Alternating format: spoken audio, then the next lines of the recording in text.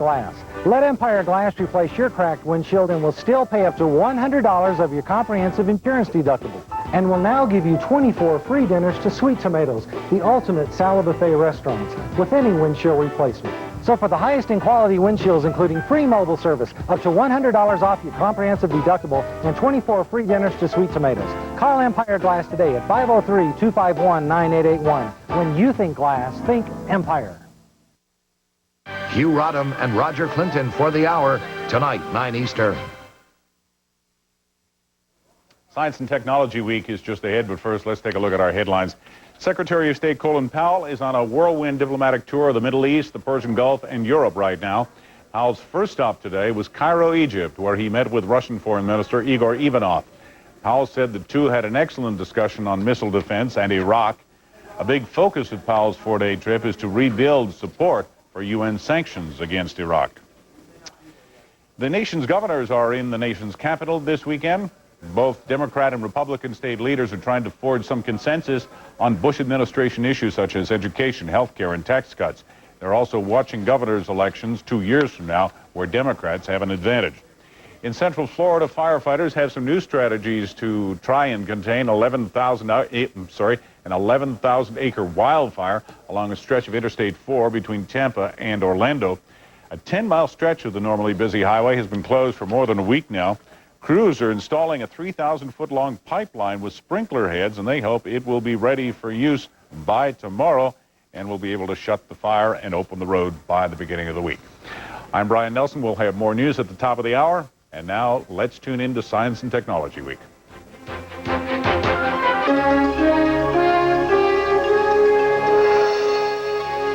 Russia prepares for the Mir space station's finale. Computerized eyeglasses give a glimpse into the future.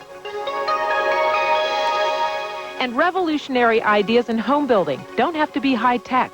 Those stories and more are just ahead on Science and Technology Week.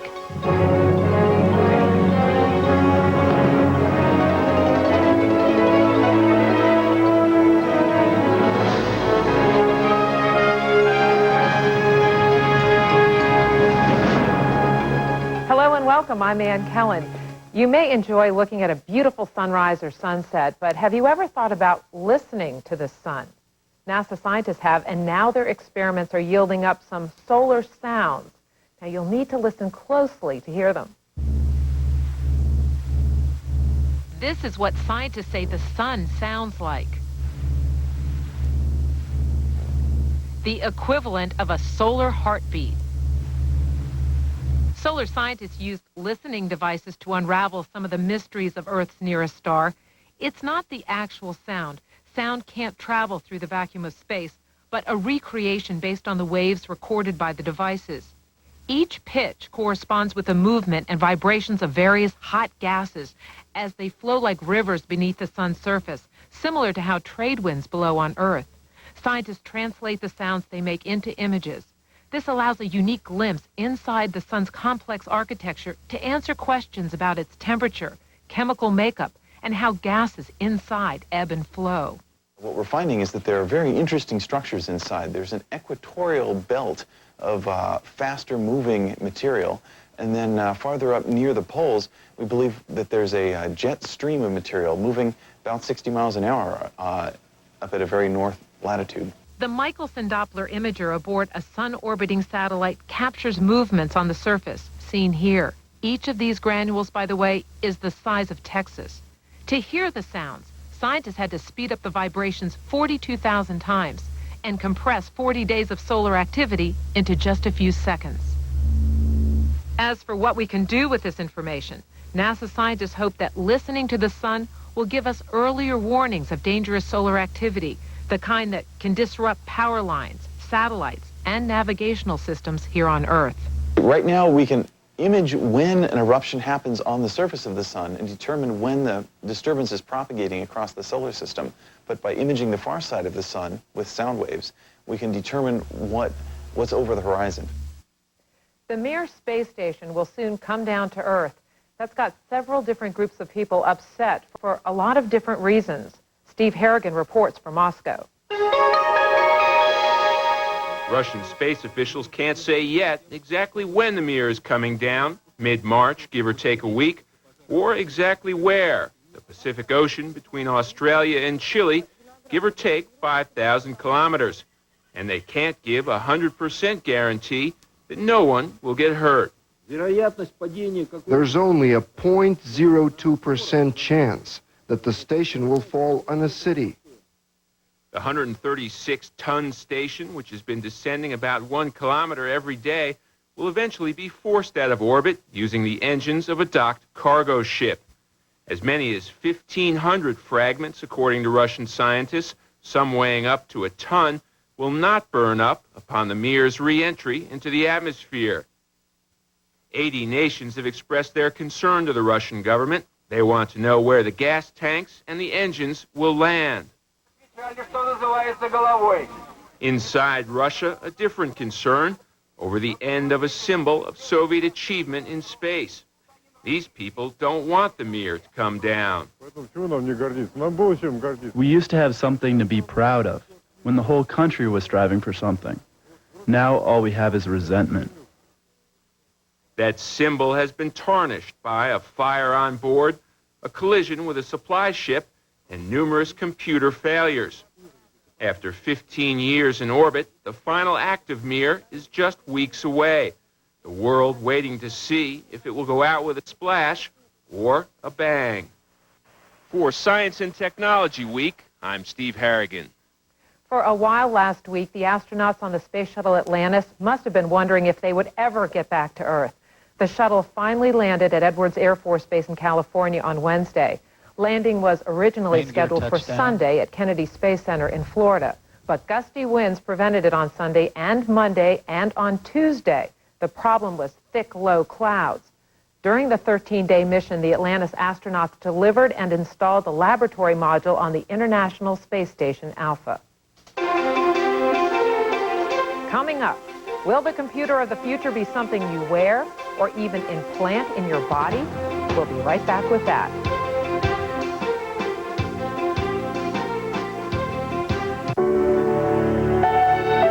What does the future hold? What will it look like? How will it feel?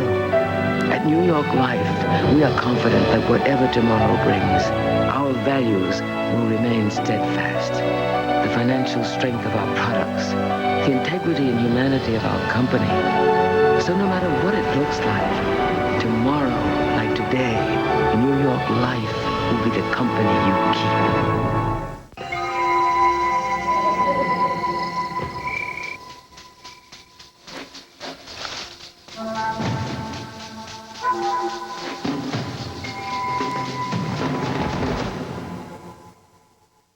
Five very opinionated people. With all due respect, Margaret, you're the kind of lawyer that is wrecking this country. One simple goal. I hope I'm wrong. I'd be delighted to be wrong, but I disagree with Al. To keep you in step with what's happening on Capitol Hill and around the nation. He never gave up on honesty, integrity. Let's just get the record straight. He belongs in the Cowards Hall of Fame. Let me just say one thing, and that is... For a full hour of frank discussion and fact-finding debate, join the Capitol Gang. Tonight, 7 Eastern on CNN. Tonight, the Superstation is bringing you A Night of Stars. It's a celebration. The 9th Annual Trumpet Awards. To be given this means everything. Honoring the outstanding achievements of extraordinary people. I turned my dream into a reality. Thank you. The Trumpet Awards, 8:05 Eastern tonight. And you know where it is. Only on the Superstation.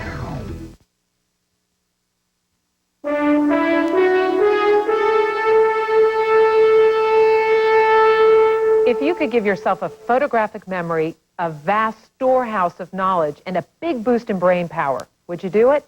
We may actually face that question in the future, according to a Toronto inventor. Rick Lockridge has the story.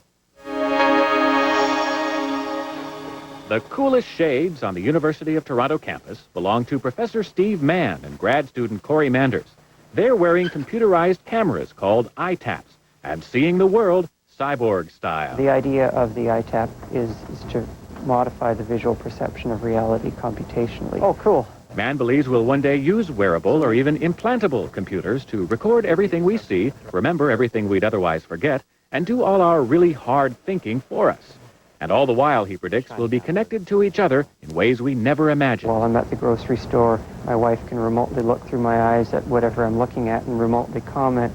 Or if I'm buying a used car, she can scribble a message on my retina that says, "Steve, I think this person is lying." Okay, so... Man warns his new students that it's not always easy being a cyborg pioneer. Some people will cross the street to avoid you, he tells them. But in the end, he says, the cyborgs will prevail. Resistance is futile. And I'm just trying to get these things prepped and ready for the students. James Fung, a man disciple, says computer-assisted reality means being able to filter out the visual spam in your life and replace it with things you want to see. So rather than having to see the same advertising every day, you can see a picture of your dog or whatever. It's recording everything that I see. So you're recording me right now, but I'm also recording you.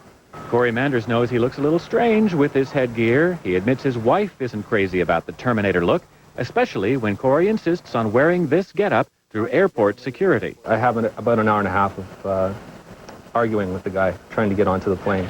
But when Manders wanders around the U of T campus, almost no one gives him a second glance. Toronto is getting comfortable with cyborgs, and Manders is getting comfortable being one. You don't become totally dependent on it, but it certainly supplements your ability to do things. What things? Man says the visually impaired could benefit from computer-enhanced video. Alzheimer's patients, he says, could use computer memory to bolster their own. And activists could videotape civil rights abuses without being noticed. When there's tyranny, the powers that be like to seize video and prevent people from taking pictures of it and documenting it. But the flip side is, do we want to be under somebody's constant surveillance? And how much do we really want to tie ourselves to computers? Do you want your head running Microsoft Brain 2.0? And I wonder if we'll see a future in which your thinking license will expire in 31 minutes. Please provide payment to continue thinking. If Man's group is right, in the future, a cameraman will simply look at his subject the way Corey is looking at me right now. And the camera won't be worn. It'll be implanted. So when someone tells him he's got an eye for photography, they'll really mean it. For Science and Technology Week, I'm Rick Lockridge. A major study on global warming looks at how it may change your future. That's coming up next.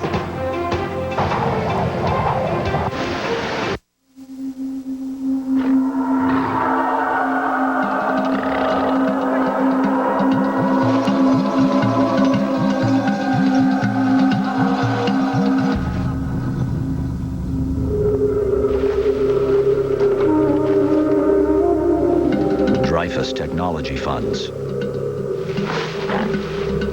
Discover the opportunity. The power of you, your advisor, and Dreyfus. Tuesday, President George W. Bush makes his first address to a joint session of Congress. Join Bernard Shaw, Judy Woodruff, and Jeff Greenfield for a CNN special report, followed by the President's address. It all begins at 8:30 Eastern, Tuesday on CNN. I'm Wolf Blitzer. Sunday on CNN's late edition, The Last Word in Sunday Talk. President Bush prepares to present his first budget to Congress. We'll get a preview. Plus, Senators John Kerry and Chuck Hagel on Bill Clinton's pardons and more. Sunday, noon Eastern on CNN. Sunday, Ronald Reagan's acting skill and his ability to speak to the people combine to form the image of the presidency. The Reagan years, the great communicator. Sunday, 10 Eastern on CNN.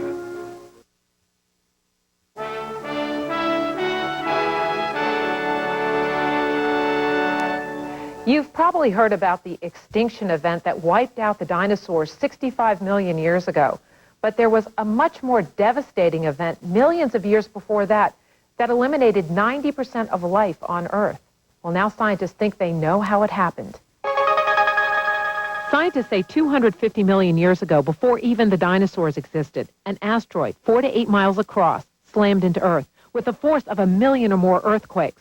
That impact caused volcano eruptions that buried much of the Earth in lava and kicked up so much dust and ash it blocked the sun's rays, making the Earth dark and cold, destroying most of its life. This is probably the most famous type of animal that existed in the Paleozoic. It's called the trilobite.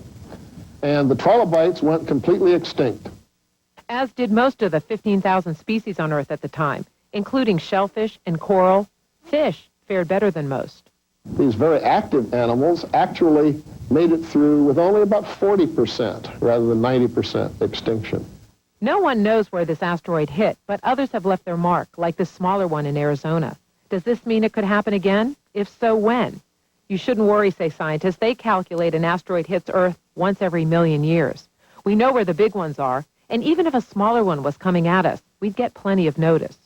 We would almost certainly have decades, if not centuries, to go before that impact would happen. So we'd have a long time to think about what to do about it.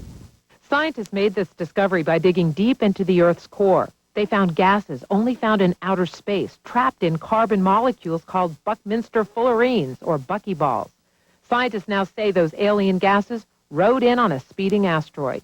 Even though the devastating impact destroyed life, it paved the way for the dinosaur era 25 million years later. A new United Nations report details what global warming may mean for people around the world. Hundreds of researchers worked for 3 years to put together the 1,000-page study. Environment correspondent Natalie Pavelski boils it down for us. From dangerous tropical weather to melting polar ice caps, a new United Nations report details how global warming is likely to change the world. There is not a lot of good news in climate change. There may be some local benefits, but on average, most people will be affected negatively by the climate change that is now forecast. Those changes include more severe weather, like hurricanes, floods, and droughts. In some places, people might be forced to move out of harm's way, becoming environmental refugees. Another possibility, the wider spread of animal-borne diseases, like malaria, which mosquitoes carry. Changes in climate could also drive some species extinct. As we look to projections of future climate change, we see much more rapid changes in climate, very likely, and the consequences that we've experienced in the past would be even more extreme. Among the consequences Earth is already experiencing, the report counts shrinking glaciers, thawing permafrost, and shifting ranges of habitat for plants and animals. The researchers say climate change will bring winners as well as losers. Some countries might find a warmer world actually helps grow crops better, for example. But in general, the UN report says poorer countries will suffer more than rich ones. As one example, take sea level rise. Any country with a coastline is going to feel the effects. But while the United States and other rich nations will probably be able to find ways to limit the damage and keep people safe, people in poorer countries, say Bangladesh, probably won't have the money or the resources to deal with the coming floods. For Science and Technology Week, I'm Natalie Pavelski. 2 orphan polar bear cubs are getting another chance at survival. The 2-month-old bears are now in a Toronto zoo after they were found wandering in the wild near Hudson Bay. Zoo officials say the cub's mother is probably dead, and it's doubtful the little bears would have survived. They're still under quarantine now, but seem to be healthy, and they could be on public view by the end of April. Okay, we'd like to hear what you think about our show.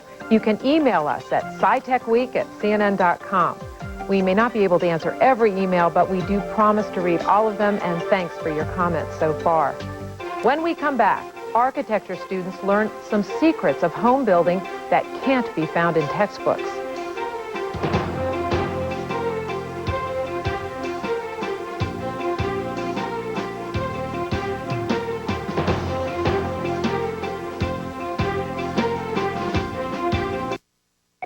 Thank you for holding. Customer support. I just want to let you know I'll never buy anything from your company again. I'm sorry. What can I do to help? Help? I've called you guys 5 times, and every time I have to explain this problem over again. Last time you asked me to fax my invoice, then I emailed you. You thanked me for writing? Could you tell me exactly what the problem is? The problem?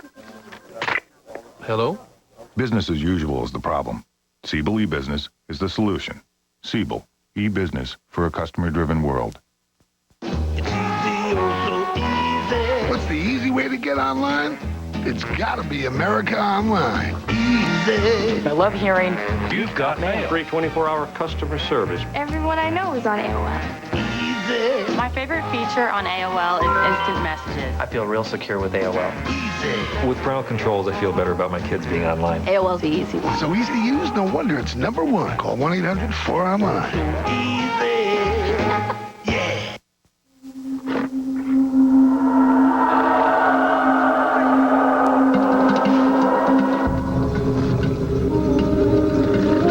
Dreyfus Technology Funds. The power of you, your advisor, and Dreyfus. Tonight on Larry King Weekend, as President and First Lady, the spotlight fell on them and their siblings. Hillary Clinton's brother, Hugh Rodham, and President Clinton's brother, Roger Clinton. Tonight, 9 Eastern on CNN. World Beat, music television with intelligence. This week, Grammy Night. The music industry honors its own with some of the biggest names in the business. Say my name, say my name. No one is around. And star-studded performances. Plus, the spotlight shines on Paul Simon. World Beat, in tune with Volvo. Tonight at midnight Eastern on CNN.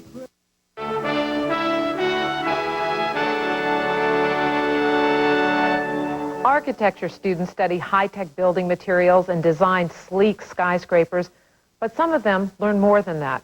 A project at Alabama's Auburn University lets students see the beauty and the importance of simple materials. Bruce Burkhart reports. Shepard Bryant of Hale County, Alabama, lives in one of the poorest regions in the country. Seems like it always has been. More than 60 years ago, the photographer Walker Evans and the writer James Agee came to Hale County to chronicle the Depression in their book, Let Us Now Praise Famous Men.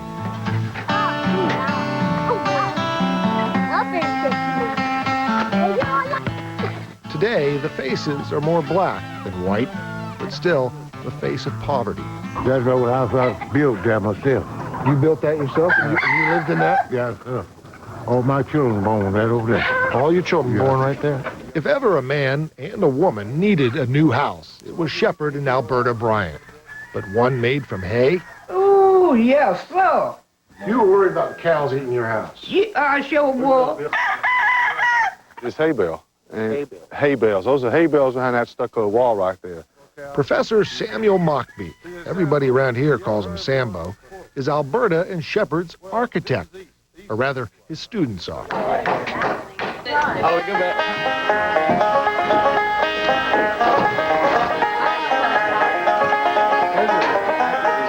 And part of their lesson is working with what's available. Whether it's the rammed earth walls at this house, or old road signs for a roof. Or better yet, how about these side windows from a bunch of junked '89 Chevy Caprices? They form the roof of this community center. And all of it designed and built by architecture students at Auburn University, putting in a semester out here in the country. You have to know how materials work before you can be a really good architect. It's called the Rural Studio, part of Auburn's architecture school and founded by Professor Mockbee about 8 years ago. The students are the architects, and their clients live in places like this. Here you learn more than just how to draw up some blueprints. In architecture, all art should have a social base to it. Architecture is a social art. These students need to learn what those principles are. They need to address injustices, not just social inequalities, but environmental inequalities. An experiment in social activism, but also an experiment in design. Well, we call it the butterfly house because of the roof. The shape of the roof looks like it's fixing to fly off. Hey, Anderson. All right, how you doing? Doing fine. The whole house is designed to be ventilated so the hot air can rise and get out, which is a principle that we always use down here in the South. The houses, which the new owners get for free, cost on average $25,000 to $30,000 to build. That's materials. The labor comes courtesy of the students, who also help out in fundraising, mainly from grants and foundations. Yeah. Who ever heard of college students building their own dormitories? Well, that's kind of what happened here. Each of these pods is home to a couple of students who built them themselves. But this is more than just housing. It's also an R&D center where students experiment with new ways of building and new building materials like these cardboard bales, 1,000 pounds each. They're a post-industrial byproduct of making cardboard boxes, and otherwise would end up in a landfill. 50 of these bales at one factory in a day, which is 50,000 pounds of corrugated waste. you know, we're taking this garbage and we're making habitat out of it, you know, so it's not just trash going straight to a landfill. It's an education you couldn't get in a classroom. Hands-on experience in the real world, building low-cost housing, often with recycled materials, like this smokehouse built for Shepherd Bryant and his catfish. That's a big hit. I'd like to see the fish that was behind that. It's all busted up concrete and aluminum road signs. You know, Hale County Department of Transportation road signs. Buildings that keep one warm and dry. For many of the Rural Studios clients, that in itself is a step up. We also build a house that has a spirit to it, or a community building that speaks in a, not only aesthetically, but is noble and has a moral sense to what it's about. And that is what elevates the work of the Rural Studio students. Warm and dry and noble. For Science and Technology Week, I'm Bruce Burkhardt. Learning by doing, a great idea. Recently on this program, we aired a report about animal hoarding, which included Jennifer Schmid, who founded a small humane society in 1996. The report stated that Ms. Schmid had in the past cared for more than 100 animals at her home, animals that were removed by the Georgia Department of Agriculture. We did not report that Ms. Schmid was at the time licensed by the state to run an animal shelter, or that she had found homes for more than 2,000 spayed and neutered dogs and cats. Her license to run the shelter was revoked because a state inspector found conditions at her home which did not meet regulations. We did not intend to imply that Ms. Schmid was formerly an animal hoarder or that any footage of inhumane conditions contained in the report depicted her home or her animals. We wanted to set the record straight on this matter and wish Ms. Schmid the best in her continuing efforts to find homes for unwanted pets. Thanks for joining us. I'm Ann Kellen. Next week, Teaching Old Wolves New Tricks. A project underway in the western U.S. is designed to train wolves to stay away from livestock. That's coming up on the next Science and Technology Week. We'll see you then.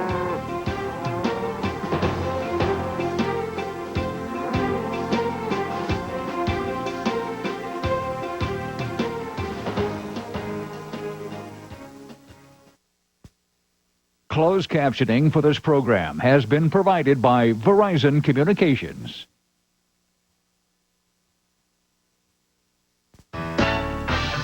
Tonight, the Superstation is bringing you A Night of Stars. It's a celebration. The 9th Annual Trumpet Awards. To be given this means everything. Honoring the outstanding achievements of extraordinary people. I turned my dream into a reality. Thank you. The Trumpet Awards, 8:05 Eastern tonight. And you know where it is. Only on the Superstation. Today on Evans, Novak, Hunt and Shields, Vice Presidential Counselor Mary Madeline. Today, 5:30 p.m. Eastern on CNN. Hi, I'm Rick from Empire Glass. Let Empire Glass replace your cracked windshield and will still pay up to $100 of your comprehensive insurance deductible. And will now give you 24 free dinners to Sweet Tomatoes, the ultimate salad buffet restaurants, with any windshield replacement. So for the highest in quality windshields, including free mobile service, up to $100 off your comprehensive deductible, and 24 free dinners to Sweet Tomatoes. Call Empire Glass today at 503-251-9881. When you think glass, think Empire. This is my wife. Pleased to meet you. And this is little Dougie Jr. Dougie Jr. You're the boss? You must have a big TV. Well, I have a few. Do you have a satellite dish or AT&T digital cable? I have a dish. Then you can't get local channels unless you pay more. I can't. No, and you bought all expensive equipment when you could use the cable you already had. I did? Yeah. How'd you get to be boss? AT&T digital cable. It's smarter. At Mattress World, every new mattress we sell comes with a written price and comfort guarantee. We go around to all the major mattress stores and compare prices, sale prices, and selection of top brand mattresses such as Sealy, Posturepedic, Correct Comfort, and even Crown Jewel. Guess what? Mattress World has the best prices and the best selection. So shop around or bring in any other mattress store's ads and you'll see why we guarantee our price. It's not too late to sleep like a baby. Mattress World off I-205, exit 12, 8 blocks north of Clackamas Fred Meyer, where low overhead means low prices.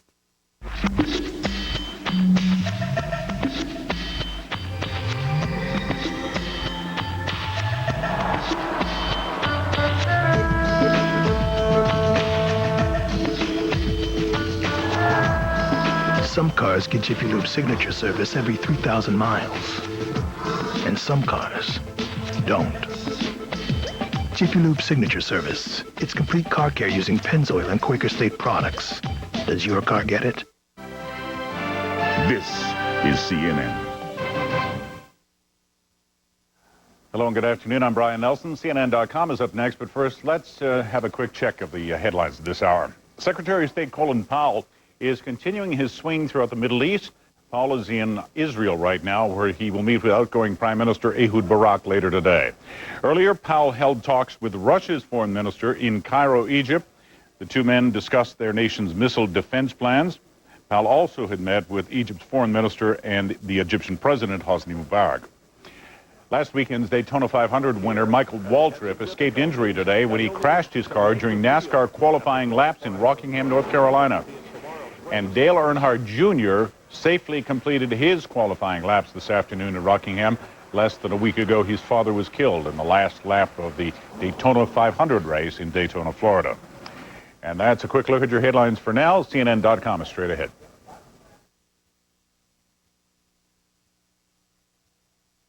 Today on CNN.com. Getting wired without wires. Using a high-frequency laser to achieve high-speed access onto the internet. Something that would normally take me on a dial-up connection 10 hours to download, I would download using this in 1 second. An exclusive peek through the windows at a company out to span the last mile. The taxman cometh, but the internet is here to help you cope. There's quite a few companies out there. Taxpayers have quite a bit of choice. We'll give you some tools to help make your tax-paying experience less painful than pulling teeth. This is music, but is this? I hear back stuff I've done, and I don't even recognize that I played it. These days, tunes may bear little resemblance to how they sounded when they came out of an instrument. Is this the future of music making?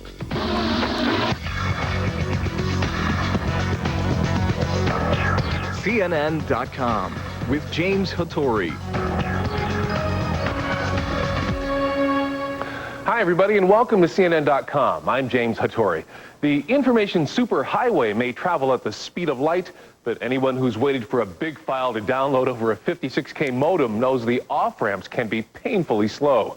The issue is known as the last mile, getting a faster connection to the commercial internet hub in your city.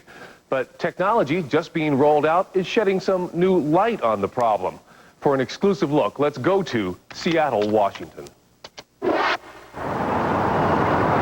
You can't see them, but dozens of laser beams are crisscrossing downtown Seattle. They're even shooting into a local landmark, the stately Four Seasons Olympic Hotel. Though our building is vintage 1924, we have always insisted on the most current infrastructures. There's nothing more current than this laser unit built by a Seattle area company, TerraBeam. Although it looks kind of like a hairdryer straight out of the Jetsons, this appliance untangles one of the biggest obstacles to faster, better internet service. It uses a harmless laser beam aimed through a window instead of copper wires often used to link a building to the World Wide Web.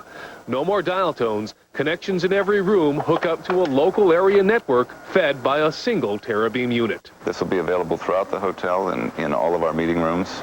And ultimately, we'll have wireless access in all of our public spaces as well. What we have here is the city of Seattle in 3 dimensions on the screen. The laser units are aimed at one of a dozen TerraBeam hubs in downtown Seattle buildings, locations in line of sight of potential customers. What we're able to do is just roll a piece of equipment right into a customer's window, 2 simple connections, one into their local area network, one into the power plug, and point it at our hub site, and voila, they're in service very quickly.